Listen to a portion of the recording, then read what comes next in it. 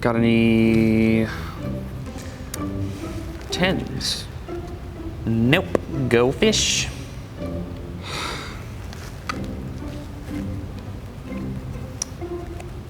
Got any 7s?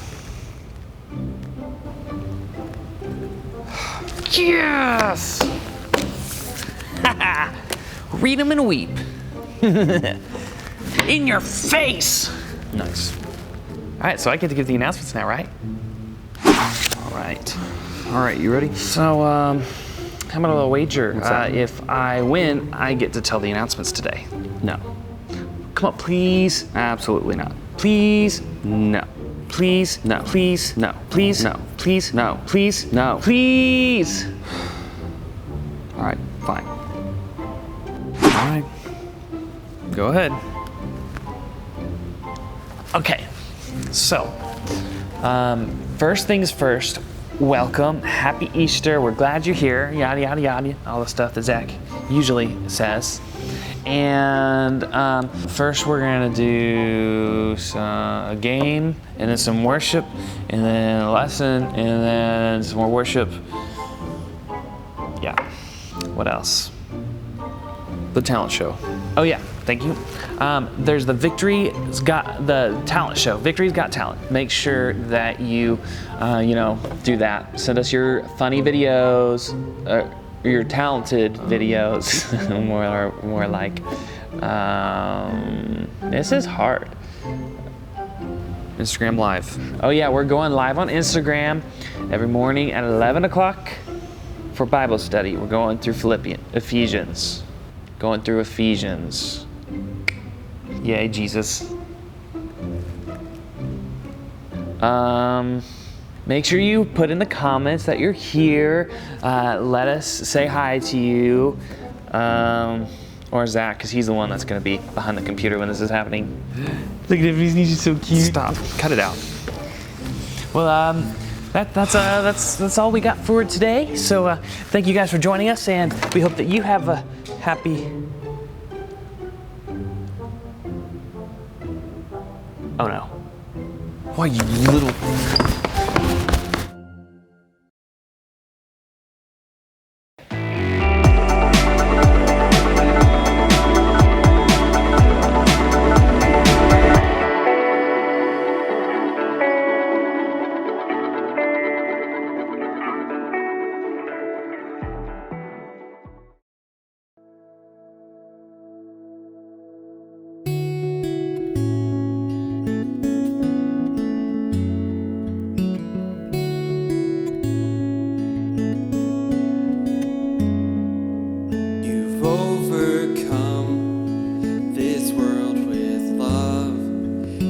Made my fight your own. I lift my eyes and throw fear aside and sing out into the night. 'Cause even when the world caves, even when the fight calls, even when the wars wage, I'll take heart. And I know you are greater, forever your Savior. I will sing your praise. With all that I have, with all that I am, Lord, I'll stare down the waves, 'cause you own the tide. I'll still my soul and know you wait for me in waters wild, where faith walks above the storm. 'Cause even when the world caves, even when the fight calls, even when the wars wage, I'll take heart. And I know you are greater, forever your Savior. I will sing your praise. With all that I have, with all that I am, Lord. With all that I have, with all that I am, Lord.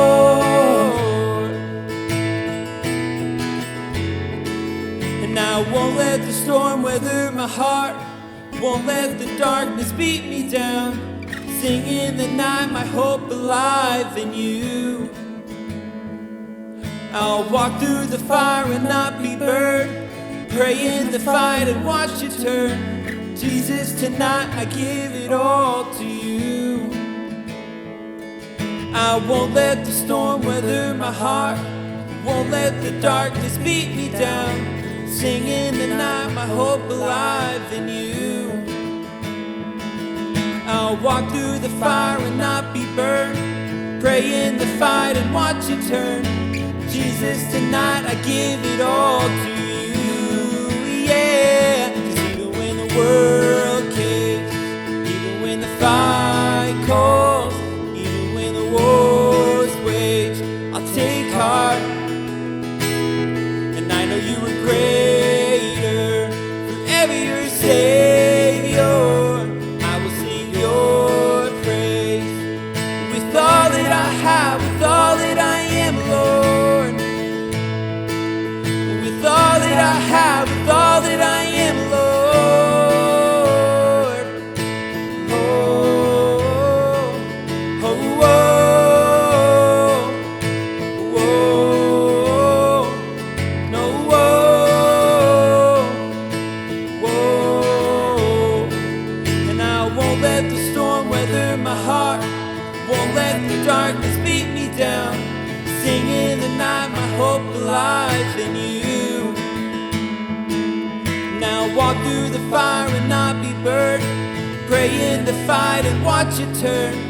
Jesus, tonight I give it all to you. I won't let the storm weather my heart, won't let the darkness beat me down. Sing in the night my hope alive in you. I'll walk through the fire and not be burned, pray in the fight and watch it turn. Jesus, tonight I give it all to you.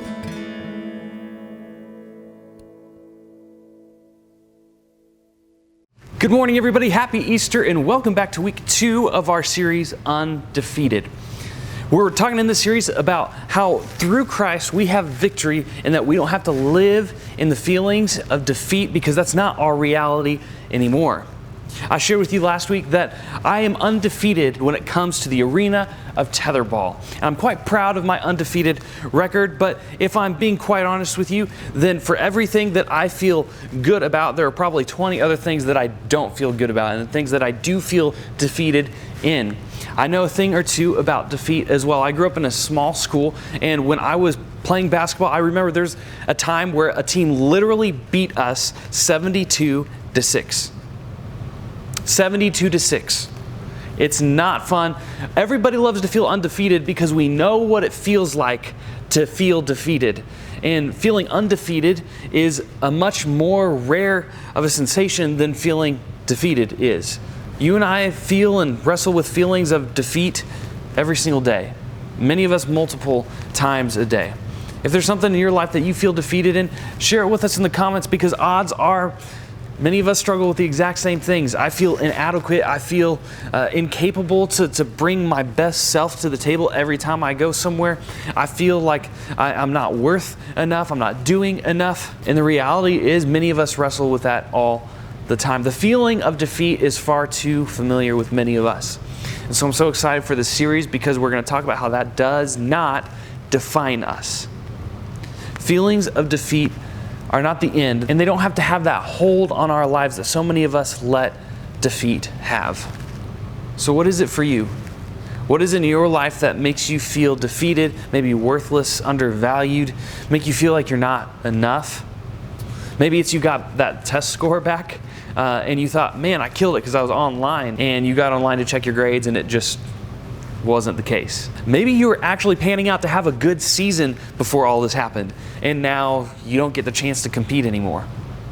Whatever it is for you, many of us feel this all of the time. But then there's another kind of defeat, isn't there? And it's a little bit more debilitating than that. And sure, some of those things don't seem like a big deal to some of you, but for many of us, those feelings are very real and very large. We feel disappointed, let down, lonely, hurt, undervalued, worthless. And those things, even though it's seemingly little things that have caused those feelings in themselves are rather huge. And they're very real in our lives. And it makes us feel like we can't get back up and we can't keep going sometimes. Now, I know many of you have been there. Many of you shared that with me. I know many of you've talked to your small group leaders and you've poured your heart out about the times where you feel like you're not enough. But maybe even more debilitating than some of those feelings of defeat when it comes to those circumstances, there's yet another kind of defeat that we feel when it comes to life. The kind of defeat that we like to keep close to the chest and keep secret. The kind of defeat we don't like to talk about. Maybe it's that you can't seem to stop self-harming. Maybe it's that you can't shake the feelings and the thoughts that you have inside your head. Maybe it's that you can't stop looking at porn. Maybe it's that you have some other kind of addiction that you can't seem to get away from. So not only are you feeling defeat in areas of where you're not measuring up as far as competition in school and sports and whatever it is, but there's also feelings of defeat in your spiritual life or in your personal life where you feel like you're just not even living up to the habits or the person that you are. And so there's that kind of defeat as well. And when we take all of that defeat into consideration, many of us feel very low and just not enough. Many of us just frankly feel defeated. Maybe all the defeat has just left you feeling ashamed, embarrassed, alone, like you could never quite measure up. Maybe it's left you wondering, is there ever going to be a way for me to overcome these feelings, for me to overcome defeat, for me to overcome the feelings of inadequacy in my own life? But here's the good news, is that there is a way for you and I to defeat the things that we're struggling with rather than allowing them to defeat us, rather than allowing them to break our spirits and hold us back from the true potential that God has called for us and has for us in our lives. That's what we're going to be talking about today. Defeat does not have the final word. Defeat is not the end of the story. In fact, today, this Easter morning, we're going to talk about the ways that Christ Himself has overcome defeat once and for all for each and every one of us. Now, this is the time of year where churches all over the country and all over the world are coming together and they're celebrating the fact that Jesus conquered death, that Jesus died on the cross. If you watch the Good Friday service, then you kind of know what this is about. Or if you've ever grown up in church, this is not unfamiliar territory for you. But we celebrate the death of Jesus.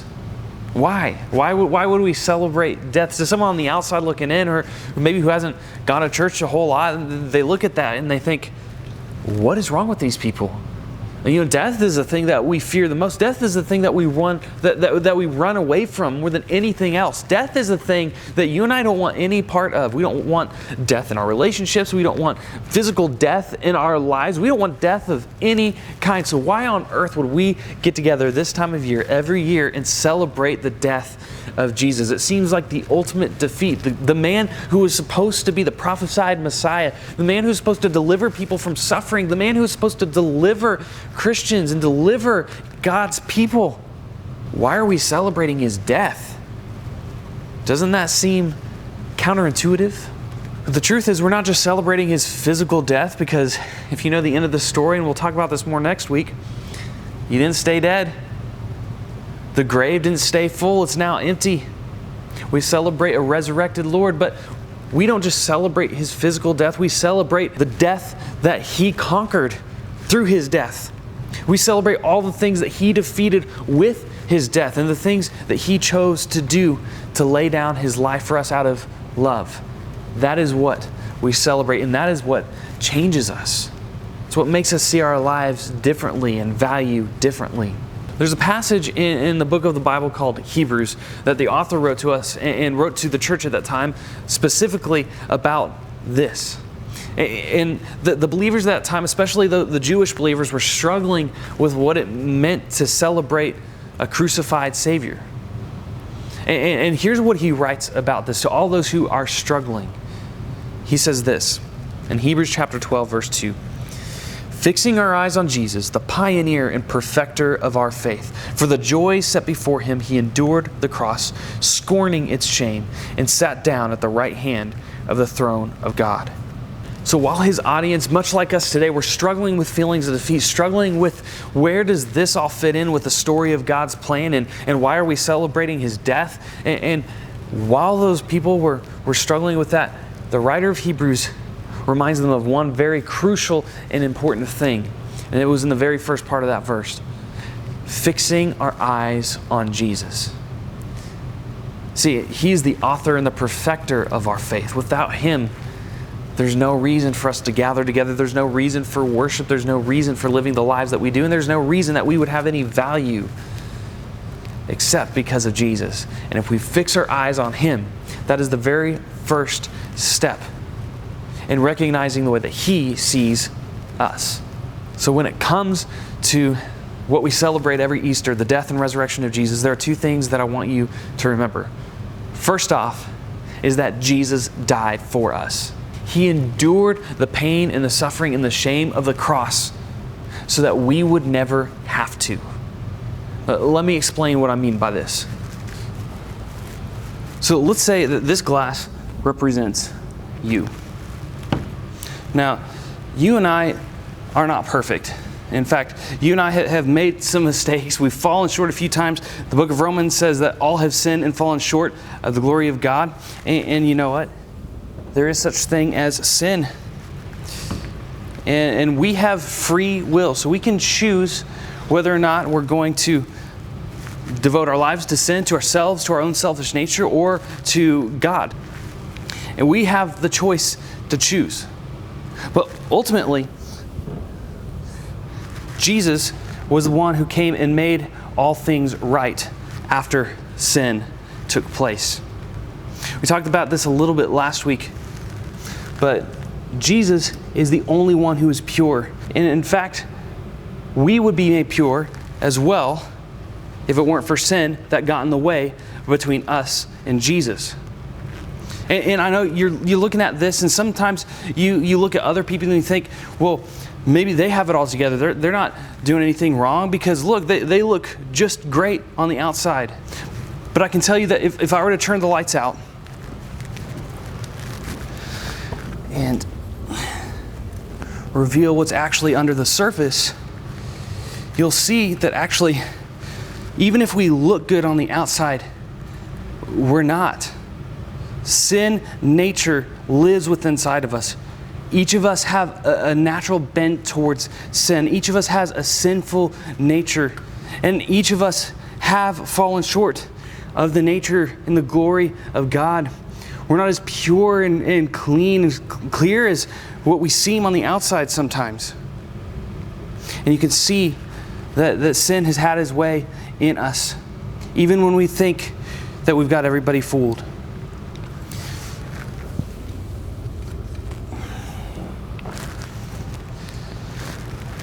But some of us, see, we don't even need to look good on the outside. It's perfectly clear, and we're able to see that we have chosen sin. And sin, once it takes hold in our lives, it completely distorts us. It makes us not into the person that God designed us to be. It made us unclean in the sight of God. And ultimately separates us from Jesus even further. Every time we gave into addiction, every time we submitted ourselves to our own desires at the expense of somebody else, every time that we chose to walk away from the plan that God had for us, it's in the little choices. And day by day, and at every choice that we make, we have become more and more polluted by sin the longer that we're alive. And in the Old Testament, there had to be sacrifices that were made in order to make us pure again, but it wasn't really a complete sacrifice, because no sacrifice could ever make us completely pure again and without blemish. But what Jesus did on the cross was He took the punishment of sin upon Himself so that you and I can take sin out of the picture. And once we accept Him into our lives, He makes us pure again. He takes away the consequences of sin. He takes away the pain and the sorrow, and He makes us who we were always meant to be, pure and blameless in His sight. In fact, He can take away all sin. When He died on that cross, He didn't just take away your sin, He took away all of the sin of the world. And He poured out everything of His own life and took the punishment for us. He gave His life and was obedient even to death on a cross so that you and I can live with him inside of us again, so that you and I can live the way that we were designed, whole and complete, perfect. That is what Jesus did on the cross. I love the way Paul says it in 2 Corinthians. He says this in 2 Corinthians 5, verse 21. God made him who had no sin to be sin for us, so that in him we might become the righteousness of God. So not only did Jesus take the punishment of death for us, but it says that he himself took our sin for us as well through that death. And through that death, he conquered death. That's why I love in Revelation chapter 12, it says he conquered death by death. We no longer use the same weapons. We no longer fight in the same way the rest of the world. We win through death. The dying of ourselves, the dying to our sin, and being filled with his Spirit in our lives. So right now before God, you have Jesus' perfect record. When God looks at you, he doesn't see the stains of sin anymore. He sees a risen Savior. He sees his Son. He sees Jesus, who has made you pure once again, who has made you righteous, because he took the punishment that brought us death upon him, so that you and I wouldn't have to.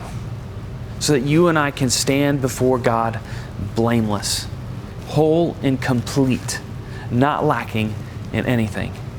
Jesus died to defeat sin so you wouldn't have to. And no longer does death represent the end of the road. No longer does it represent defeat. Death just represents the new beginning, the new celebration. It's a rite of passage. And each and every day, you and I have the opportunity to die. We have the opportunity to die to ourselves, to our past, to the way that we see ourselves. We get to die to our old way of living, of gratifying our own desires and living our lives for God. We can be raised to new life in Jesus, to allow him to enter into us and make us whole again, to purify us, to make us pure and blameless, so that we can live our lives undefeated, so that we can live our lives victorious. We can live our lives with confidence, knowing the value that we have in Jesus. And that is why we celebrate his death, because it represents new life. If you know the rest of the story, Jesus didn't stay dead. And you and I don't either. So because of Jesus, sin is defeated. So what can you do to access the freedom that can be found in Christ? What can you do in order to take the next step in your faith? I'm going to give you 3 things. The first is this. Define what is defeating you. Okay? If you can define what it is it your own thoughts working against you? Is it lies that you're fighting not to believe, but you do believe? Maybe it's not mindset. Maybe it's an actual habit. Maybe it's an addiction. What is it that's defeating you? Define it. Give it a name, and then give it to Jesus. The second thing is to take a step towards defeating it. Hand it over to God. Tell somebody about it. Don't keep it secret anymore. If you want to stay stuck in defeat, then just keep it a secret. Don't let anybody know about it so that nobody can help you. Don't let anybody know about it so that you can just feel guilty and ashamed yourself, rather than allowing somebody else to speak words of truth into your life. Then maybe you need to set better boundaries so that you don't keep falling into the same traps of defeat again. Maybe it means putting little post-it reminders around your house. Maybe it means making your phone background something that's encouraging. If you want more advice on boundaries, we did a talk on that a couple of weeks ago. But whatever it is you need to do, seek out some help. Seek out that next step that you need to take in order to step away from defeat and embrace the victory found in Jesus. The third thing is this, and this is really important. Ask God to remind you and help you remember who you are and how he sees you. One of the prayers that I pray all the time is for me to see myself through God's eyes and for me to see the people around me through his eyes. Not through the flaws that I see myself in, not the things that annoy me about other people or the things that I wish I could fix about other people, but see other people the way that God sees other people, and see yourself the way that God sees you. Mindset is so huge. And in allowing God's Spirit to live and dwell inside of you, to help alter and transform your mind step by step, That's the path to victory. That's the road to being undefeated. So remember that it is because of Jesus that sin is defeated. As we close out this message, we're going to get ready to move into one more time of worship. We're going to sing to celebrate that Jesus is the way. He says in John that He is the way, the truth, and the life. No one comes to the Father except through Him. And we're going to celebrate that this morning because He has made a way. He has paved the path to victory. And you and I can live undefeated because of Him, because of the way that He has made for us. And as we move into this time where we worship together, I want you to think of this one question. What's one thing in my life that is holding me back? What is that one thing in your life that is holding you back? Maybe you've got a lot of things to choose from. Maybe you need to think for a minute. Once you think of something, I want you to give that back to God. Give it up to Him. Maybe during this song, talk to one of your family members about it. Talk to your mom or your dad. Maybe you need to get on the phone with somebody. Maybe you need to just hit the prayer request button here in the chat and just connect with us. You've got a whole host of small group leaders waiting to be here for you. What is holding you back? During this song, let's make this our prayer and let's give all things back to Him.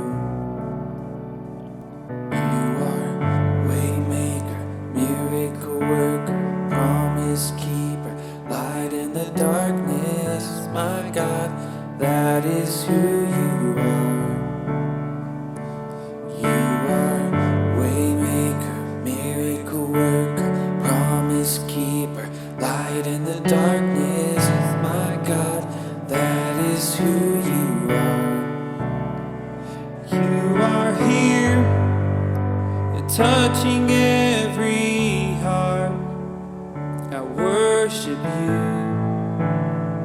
I worship you.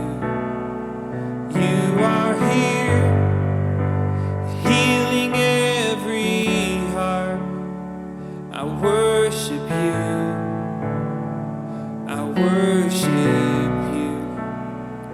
You are here, turning lives around, I worship you, I worship you. You are here, mending every heart, I worship you, yeah, I worship you. I know you are waymaker, miracle worker, promise keeper, light in the darkness, my God, that is who you are. You are waymaker, miracle worker, promise keeper, light in the darkness, my God, that is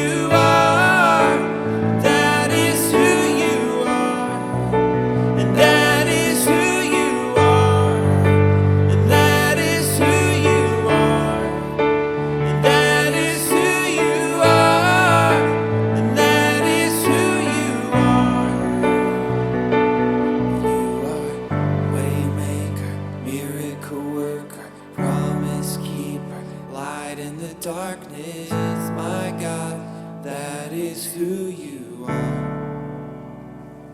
You are waymaker, miracle worker, promise keeper, light in the darkness. My God, that is who you are. Even when I don't see it, you're working. Even when I don't feel it, you're working. You never stop working. You never stop working. Even when I don't see it, you're working. Even when I don't feel it, you're working. You never stop working. You never stop working. Even when I don't feel it, you're working. Even when I don't see it, you're working. You never stop working. You never stop working. Even when I don't see it, you're working. Even when I don't feel it, you're working. You never stop working. You never stop working. Waymaker, miracle worker, promise keeper, light in the darkness. My God, that is who you are. You are waymaker, miracle worker, promise keeper, light in the darkness. My God, that is who you are. And that is who you are. And that is who you are. And that is who you are. And that is who you are. And that is who you are. And that is who you are. That is who you are. And that is who you are. Waymaker, miracle worker, promise keeper, light in the darkness. My God, that is who you are. You are waymaker, miracle worker.